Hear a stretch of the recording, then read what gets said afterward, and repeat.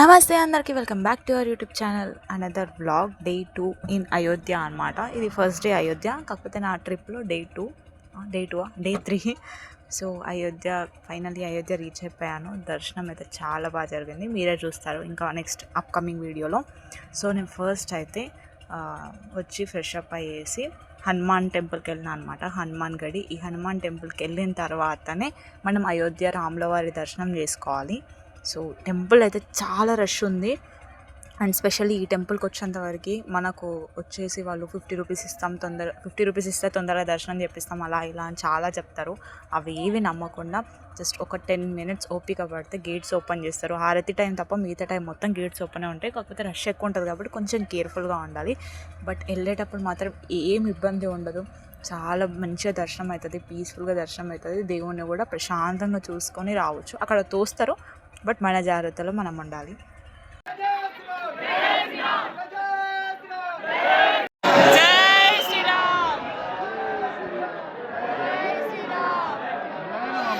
అట్లా సక్సెస్ఫుల్గా హనుమాన్ టెంపుల్ దర్శనం చేసుకొని అయోధ్యకి వెళ్ళాను, అంటే రాములవారి టెంపుల్కి వెళ్ళాను అనమాట. అక్కడ కూడా దర్శనం కంప్లీట్ అయిపోయింది.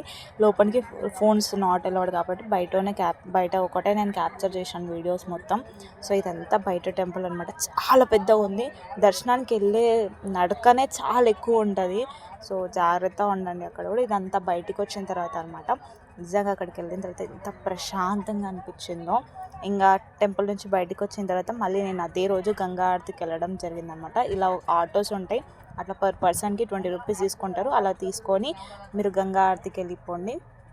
ఆల్మోస్ట్ ఒక 6 ఓ క్లాక్ అనుకుంటా, 6 కాదు 7కి అట్లా గంగా ఆరతి స్టార్ట్ అవుతుంది. ఆ టైం వరకు మనం అక్కడికి రీచ్ అయిపోయి, అక్కడ ఎక్కువ రష్ ఏమి ఉండదు, మరీ కాశీలో ఉన్నంత రష్ ఉండదు కాబట్టి మనం కూర్చోవడానికి ప్లేస్ దొరుకుతుంది.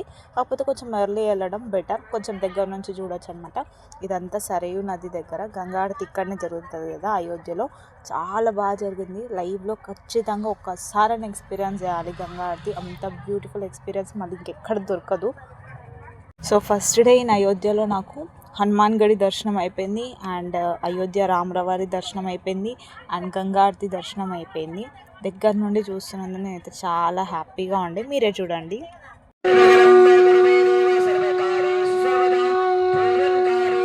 ఇలా ఇంకా చీకటి అవుతున్న కొద్దీ చాలా బ్యూటిఫుల్గా డెకరేట్ చేస్తున్నారు. ఫైనల్గా గంగా ఆరతి స్టార్ట్ అయిపోయింది.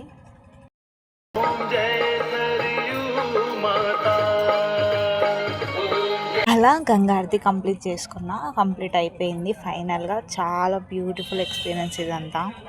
Hey guys, welcome back. So guys, literally నా పర్సనల్ ఒపీనియన్ ఒకటి చెప్తా. లైఫ్లో అట్లీస్ట్ ఒక్కసారైనా సరే డెఫినెట్గా గంగా ఆరతిని లైఫ్లో ఎక్స్పీరియన్స్ చేయండి. ఆ ఎక్స్పీరియన్స్ మాత్రం వేరే లెవెల్ ఉంటుంది. అసలు ఆ ఎక్స్పీరియన్స్కి ఎంత మనం ఏ లెవెల్లో ఊహించుకుంటామో దానికి డబల్ ఉంటుంది, త్రిబుల్ ఉంటుంది. చాలా బాగుంటుంది, చాలా పీస్ఫుల్గా ఉంటుంది మైండ్. సో అదనమాట. ఈరోజు అయితే నేను చాలా చాలా హ్యాపీగా ఉన్నాను. అయోధ్యలో నాకు రామ్ మందిర్ దర్శనం అయిపోయింది, అండ్ హనుమాన్ టెంపుల్, బడే హనుమాన్ టెంపుల్ దర్శనం అయిపోయింది, అండ్ గంగా ఆరతి దర్శనం అయిపోయింది. I'm so so so happy, so grateful, so blessed. Thank you అందరికీ, అండ్ థ్యాంక్ యూ యూనివర్స్. నేను ఇంకా అది ఇట్లా తీసుకోలేకపోతున్నాను. నేను ఇవన్నీ ఎక్స్పీరియన్స్ చేస్తున్నాను అని నాకు అదంతా ఒక డ్రీమ్ లాగానే ఉంది. సో ఇదన్నమాట ప్రస్తుతానికి అప్డేట్స్. మళ్ళీ నేను రేపటి వీడియోలో కలుస్తాను. అంటే నేను take care, bye. Please do subscribe my channel, bye.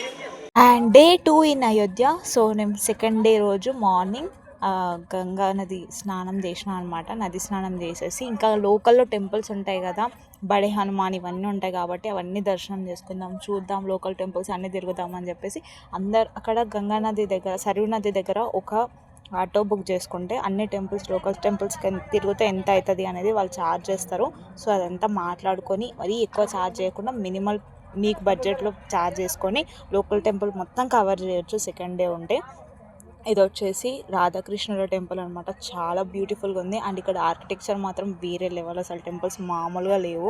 ప్రతి ఒక్క టెంపుల్ చూడాల్సిన టెంపులే అనిపిస్తుంది, అంత బ్యూటిఫుల్గా అనిపిస్తుంది అనమాట. అఫ్కోర్స్ గుడి వెనకాల ఒక చరిత్రనే ఉంటుంది. సో అలా మనం అక్కడ వాళ్ళ గురించి, అక్కడ టెంపుల్ ఎలా వచ్చింది, అక్కడ దేవుడు ఎలా నిలిచిండో ప్రతి ఒక్కటి మనకు ఎక్స్ప్లెయిన్ చేస్తూనే ఉంటారు. కాకపోతే మనం కొంచెం జాగ్రత్తగా ఉండాలి, మనం చాలా కేర్ఫుల్గా ఉండాలి అక్కడికి వెళ్ళినప్పుడు. ఎందుకంటే కమ్యూనికేషన్ చాలా ఇంపార్టెంట్. నేను లాస్ట్ వీడియోలో కూడా చెప్పినట్టు అక్కడ కమ్యూనికేషన్ ఒకటి హిందీ మాత్రమే వస్తుంది, మ్యాక్సిమం అక్కడ వాళ్ళకి ఇంగ్లీష్ కూడా రాదు. సో కొంచెం కేర్ఫుల్గా ఉండి మన జాగ్రత్తలో మనం ఉంటే మనకు ఎప్పుడు అడ్డు చెప్పడు. అండ్ కెమెరాస్ అలౌడా, ఫోన్స్ అలౌడా అంటే ఒక రాములవారి టెంపుల్ తప్ప మిగతా గుళ్ళలో ప్రతి ఒక్క గుళ్ళో ఫోన్స్ అలౌడ్. అండ్ అక్కడ కూడా లాకర్స్ ప్రొవైడ్ చేస్తారు. అయోధ్య టెంపుల్, రాములవారి టెంపుల్ దగ్గర అక్కడ లాకర్స్లో మనం ఫోన్ అక్కడ పెట్టేసి మనం బయటికి వెళ్ళి దర్శనం చేసుకోవచ్చు. ఈ టెంపుల్ వచ్చేసి మనకు శ్రీరాముడు ధనుసు ఇరుస్తాడు కదా, ఆ ధనుసు ఉంది అనమాట. బాణం ధనుసు ఉంది, డ్రమ్ ఉంది, వీణ ఉంది, ప్రతి ఒక్కటి ఇక్కడ ప్రొవైడ్ చేసినారనమాట సిగ్నేచర్గా. అండ్ ఇక్కడ స్టోన్ కనిపిస్తుంది కదా, ఈ రాయి దగ్గరికి వెళ్ళి మనం చెవు పెడితే మనకు దాని లోపల డ్రమ్ సౌండ్ వినిపిస్తుంది అనమాట. సో లోపల నుంచి సౌండ్స్ వినిపిస్తాయి. సో ఇదంతా అదనమాట. అండ్ దీని పక్కనే మనకు శివాలయం కూడా ఉంటుంది అనమాట. అక్కడ శివాలయం దర్శనం చేసుకొని ఇవన్నీ ఎక్స్ప్లోర్ చేయొచ్చు.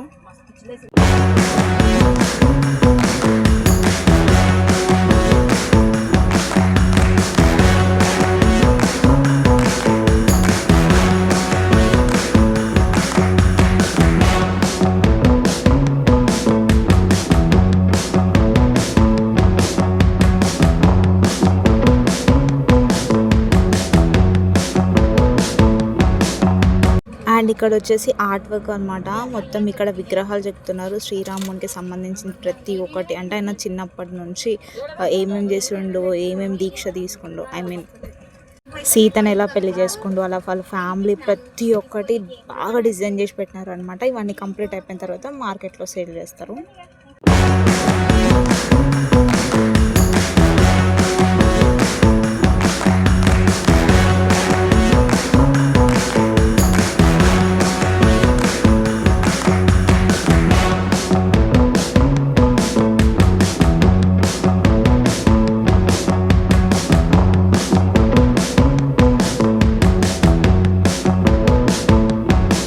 ఇది వచ్చి హనుమాన్ టెంపుల్ అనమాట. బడే హనుమాన్ అంటే ఇక్కడే ఉంటుంది, అయోధ్యలో బడే హనుమాన్ టెంపుల్. డెఫినెట్గా దర్శనం చేసుకోవాలి ఖచ్చితంగా.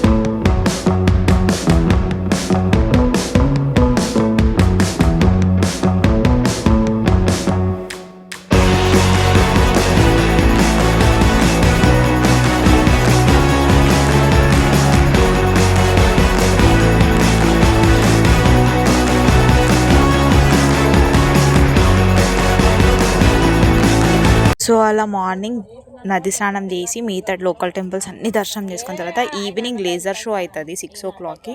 డెఫినెట్గా వెళ్ళండి. అక్కడ మనకు వాటర్లో రామాయణం చూపిస్తారనమాట విత్ లైట్స్. లేజర్ షో అంటే తెలిసిందే కదా, మీకు ఇప్పుడు వీడియోలో చూపిస్తాను చూడండి. చాలా బ్యూటిఫుల్ షో, డెఫినెట్గా చూడాలి. మనకు అయోధ్య నుంచి ఒక 8 kilometers అవుతుంది. డెఫినెట్గా అక్కడ ఆటోస్ ప్రొవైడ్ చేస్తారు.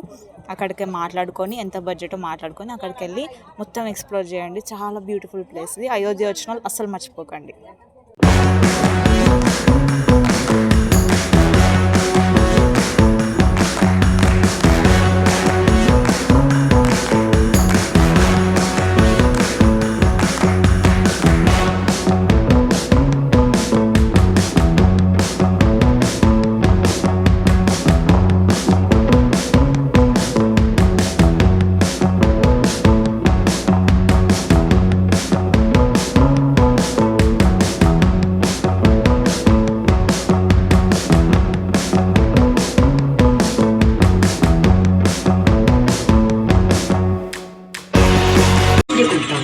आपका स्वागत करती हूँ। आप सब उपस्थित लोगों को मैं सूर्यकुंड की महिमा सुनाती हूँ। भारत की मिट्टी अनेकों दिव्य आत्माओं की जन्मस्थली है, पर आज मैं आपको कथा सुनाऊंगी भगवान विष्णु के उस अवतार की जिनके अवतरण से मैं पावन हो गई। सदा सदा के लिए। माँ कौशल्या की गोद में जन्म लिया मर्यादा पुरुषोत्तम श्री राम ने।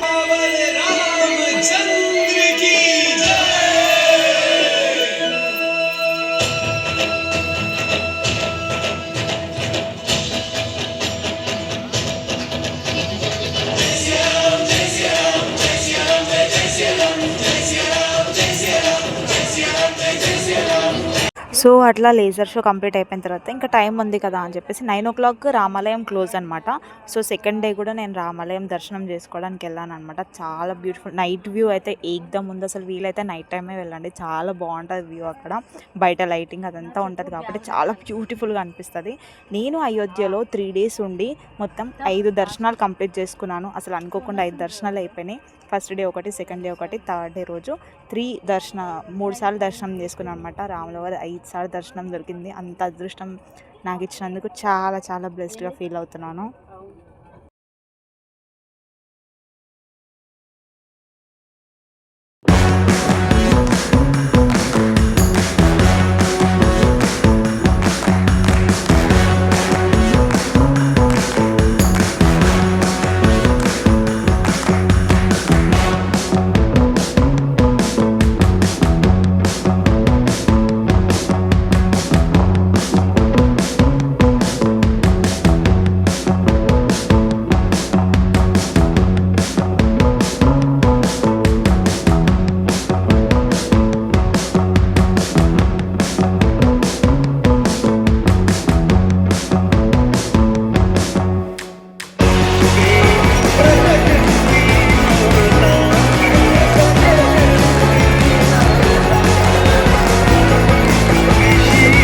సో అయోధ్యలో 3 days సక్సెస్ఫుల్గా కంప్లీట్ చేసుకొని నేను నెక్స్ట్ ప్రయాగ్రాజ్ వెళ్ళాను అనమాట. కుంభమేళా జరిగింది కదా, అప్పుడు త్రివేణి సంగమంలో నది స్నానం చేద్దామని వెళ్ళినాం.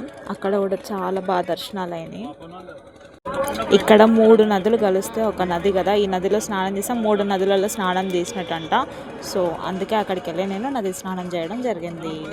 మనము అక్కడే స్నానం చేయడానికి ఉండదు, మనం ఒక బోట్ తీసుకోవాలన్నమాట. పర్ పర్సన్కి 150 ఛార్జ్ చేస్తారు. సో అక్కడ నుంచి ఒక ప్లేస్కి, వాళ్ళ ప్లేస్కి తీసుకెళ్ళి, ఎక్కడైతే 3 నదులు కలుస్తాయో అక్కడికి తీసుకెళ్ళి, అక్కడ మధ్యలో 2 బోట్ల మధ్యలో చిన్న గుంతలా ఉంటుంది. ఆ గుంతలో వాళ్ళే కిందికి దింపి లేపుతారనమాట. అలా నది స్నానం చేయిస్తారు. చాలా లోతు ఉంటుంది కాబట్టి చాలా కేర్ఫుల్గా ఉండాలి వాటర్ ప్లేసెస్లలో. సో ఫైనల్గా నా నది స్నానం అయితే అయిపోయింది. ఇప్పుడు నేను అక్కడ ఉన్న లోకల్ టెంపుల్స్లో, అంటే ప్రయాగ్రాజ్ దగ్గరలో ఉన్న టెంపుల్స్ చూడడానికి వెళ్తున్నాను అనమాట. ఇక్కడ మనకి బడే హనుమాన్ టెంపుల్ ఉంది. అండ్ ఇంకొకటి కోట ఉందన్నమాట. మర్రి చెట్టు స్టోరీ ఉంది. ఆ మర్రి చెట్టు చాలా పెద్దది, చాలా యుగాల నుంచి ఉందన్నమాట. ఆ మర్రి చెట్టు చుట్టూ దేవుళ్ళని కింద ప్రతిష్ఠించినారు. చూడండి మీరే. ఈ బడే హనుమాన్ ప్రయాగ్రాజ్లో ఏంటి స్పెషల్ అంటే హనుమాన్ పడుకొని ఉంటాడు అనమాట. నా లైఫ్లో నేను ఫస్ట్ టైం చూస్తున్నా హనుమాన్ పడుకొని ఉండడం. అలా పడుకొని విగ్రహం ఉంటుంది అనమాట. చాలా రష్ ఉంటుంది, చాలా పెద్ద లైన్ ఉండే. కాకపోతే దర్శనం కొంచెం తొందరగానే అయిపోయింది నాకు. సో ఇక్కడ ఇది కంప్లీట్ చేసుకొని నెక్స్ట్ ఇదే కోట అనమాట. పెద్ద కోట ఇది. దీంట్లోనే మర్రి చెట్టు ఉంటుంది. మర్రి చెట్టు స్పెషాలిటీ అదే, చాలా యుగాల నుంచి ఉందన్నమాట ఇది.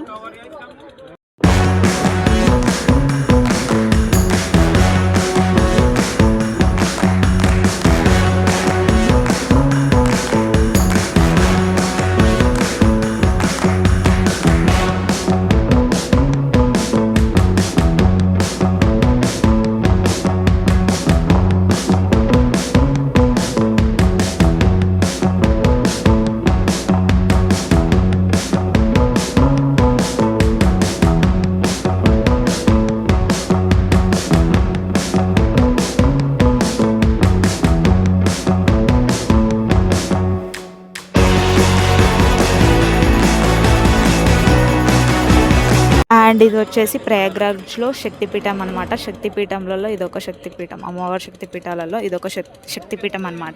ఇక్కడ అమ్మవారి చెయ్యి యుద్ధంలో జరుగుతున్నప్పుడు అన్ని ఒక్కొక్క పాట ఒక్కొక్క దగ్గర పడుతుంది కదా. సో అమ్మవారి చెయ్యి ఇక్కడ పడింది. టెంపుల్ అయితే చాలా పవర్ఫుల్ టెంపుల్. సో నా అయోధ్య ప్రయాగ్రాజ్ ట్రిప్ కంప్లీట్ అయిపోయింది. సో ఈ రోజుకి ఇదన్నమాట వీడియో.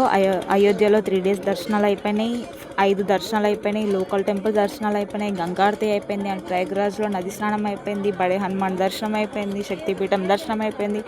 చాలా చాలా చాలా హ్యాపీగా ఉన్నాను అనమాట. ఇంకా నెక్స్ట్ నేను ఎక్కడికి వెళ్తా అనేది నేను మీకు రేపటి వీడియోలో చూపిస్తాను. నా ఛానల్ ఎవరైతే సబ్స్క్రైబ్ చేసుకోలేరో ప్లీజ్ సబ్స్క్రైబ్ చేసుకోండి. మీ అందరికి కూడా రాముడి, హనుమాన్జీ ప్రతి ఒక్క దేవుడి బ్లెస్సింగ్స్ ఉండాలని నేను మనస్ఫూర్తిగా కోరుకుంటున్నాను. Bye bye everyone, take care, bye bye, lots of love.